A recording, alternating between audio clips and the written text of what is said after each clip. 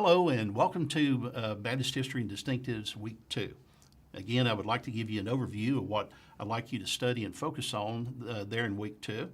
You'll be looking at this week what Baptists believe. Last week you studied about when Baptists began, their origins. Now you're going to be looking at what Baptists believe. What makes Baptists Baptist, and what are the distinctives of Baptists? What makes a Baptist a Baptist? And you'll be studying this week, and I want you to be aware of that. I want you to study the historical background of what early Baptists believed and what they taught. And I want you to familiarize yourself with basic Baptist beliefs, with things like the Bible, the Trinity, the atonement, the church, and so forth. So be aware of what Baptists believed historically and what Baptists believe today, and what those distinctions are, which make Baptist Baptist. And you'll also need to memorize the Baptist distinctives. I recognize 9 distinct Baptist distinctives, and I want you to memorize those and be aware of those. You'll be required to do so. So study those and look at those in your study of Week 2, and be familiar with those. Also, I want you to be familiar in Week 2 about the struggle for religious freedom for Baptists, how that when Baptists began in the 17th century, there was a struggle for freedom to be able to believe as Baptists. One of those key distinctives of Baptists that makes them Baptists is the issue of baptism, particularly infant baptism and the mode of baptism.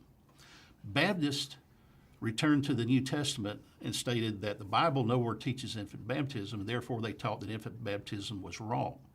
They also taught that the proper mode of baptism was immersion, not sprinkling or pouring. These beliefs ran counter and in conflict with the established state church, like the Church of England. And Baptists, as a result of that, suffered. Early Baptist leaders were persecuted, harassed. A number of them were imprisoned. A number of them died in prison. And they were harassed over this. And I want you to focus on and read about struggles there in early Baptist history over freedom, over religious freedom.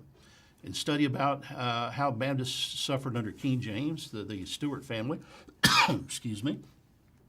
Also be aware of how they suffered under his son Charles II there in the 18th century in England, and what happened to them, how they suffered under Archbishop William Laud. Also how they suffered under James II. What happened during the English Civil War, how there was a brief period of respite for Baptists there during the English Civil War and the administration of Oliver Cromwell, but then persecution returned under the administration of Charles II during what's called the English Restoration. And I want you to be aware of what happened during the English Restoration and how Baptists suffered and their sufferings. So be aware of that. And be aware of the acts and the code, particularly the Clarendon Code that was passed to suppress Baptist freedom there in England. Be aware of the suffering of John Bunyan and what he endured, very famous Baptist.